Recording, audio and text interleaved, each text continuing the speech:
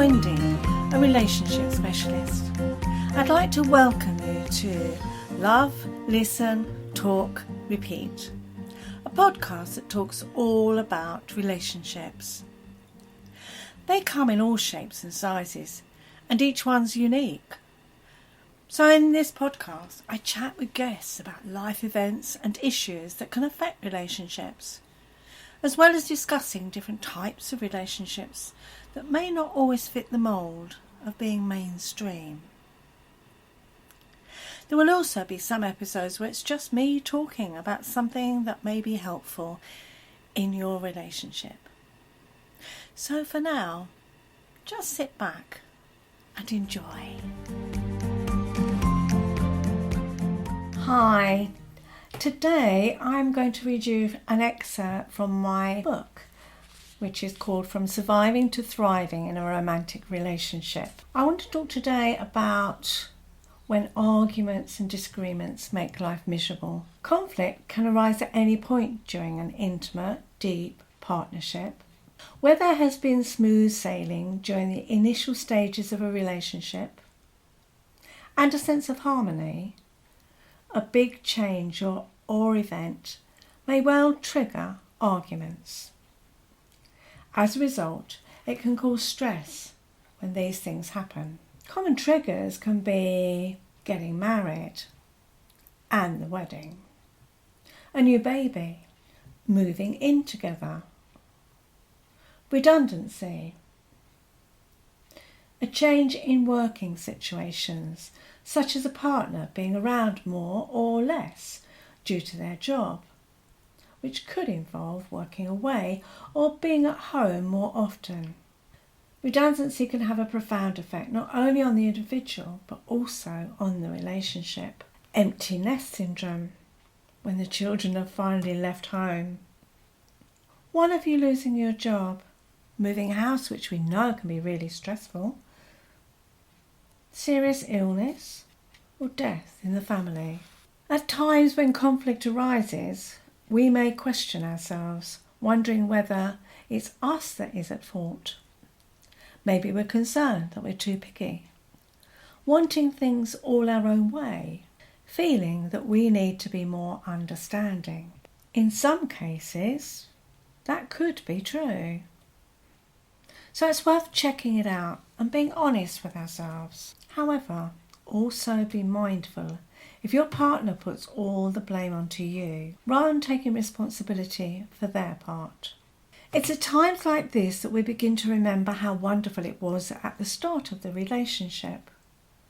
We start comparing those times with the present ones and start searching for the connections we had together then. We try to reconstruct them. However hard we try, it just doesn't seem to happen. The passion and romance we experienced then seems to have dwindled. Feelings of unhappiness begin to creep in. Feelings of being robbed of something very precious rise to the surface, craving the intimacy and closeness that no longer seems to be there. During these times, we can feel scared that we have shown our vulnerability to someone we don't even recognise anymore. We begin to withdraw from them and the relationship, feeling confused. We start to wonder whether we can want to stay or leave, or even can. It may feel really uncomfortable. We may feel scared of the intimacy we once shared, and so the physical side of the relationship may suffer. Passion dwindling. At the same time, we have a desire to be close again. So much confusion. At this point, I share part of my experience. I recall that craving of wanting back the person I first met and fell madly in love with. I felt rejected, wondering why it felt he didn't want me anymore. What was wrong with me? And of course, I took it all upon myself. I had to be to blame. as that was the place I recognised from my childhood. Not being good enough. And this is something I hear so many times from clients I work with. The reality is, when we first met, we were projecting onto each other our unrealistic desires and fantasies. The reality is that neither of us can live up to that. It's no wonder that we withdraw from each other, not wanting to feel hurt and scared of being intimate, as we feel very vulnerable, having opened up and bared our soul to each other. Because of those feelings of rejection and confusion, disagreements start arising. We start to question what we're doing in the relationship and with that person. Minor niggles turn into bigger rows as each person defends their corner, not wanting to back down. Because by doing so, we may lose our identity and sense of self-worth altogether. Our confidence is affected and we begin to doubt our ability to make sensible decisions. How could we have picked the wrong person?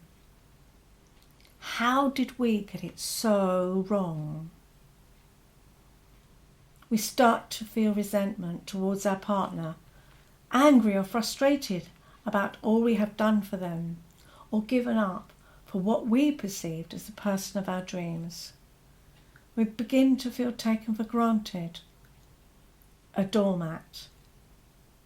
This can turn into accusations as our hurt and disappointment bubbles up. Not only do we withdraw, but we may even feel hostile towards each other.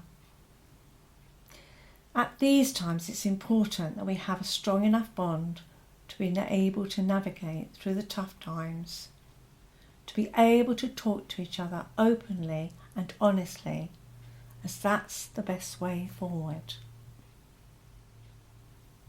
I go on to explain how to talk to each other in another chapter. You can find the book available on Amazon and the details are in the show notes. But just as a reminder, the book is called From Surviving to Thriving in a Romantic Relationship.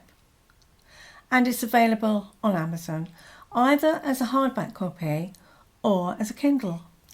And if you do purchase the Kindle version, you can get the exercises by downloading them. That means you don't miss out if you have a Kindle version. I hope this has been helpful.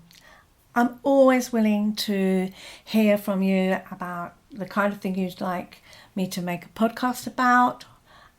So do contact me. Again, the details are in the show notes, but my email address is wendy@yourrelationshipspecialist.co.uk. Bye for now. I really hope you enjoy the podcast, and you can find all the details of this episode in the show notes. If you've enjoyed it, then why not leave a review so that others can find the podcast more easily? You'll find all the details that I mentioned in the show notes, as well as links to my website where you can find lots more information and links to other resources. My contact details are there too. If you'd like to receive my newsletter, which contains articles and my latest offers, then why not just email me? It's wendy@yourrelationshipspecialist.co.uk. Details are in the show notes.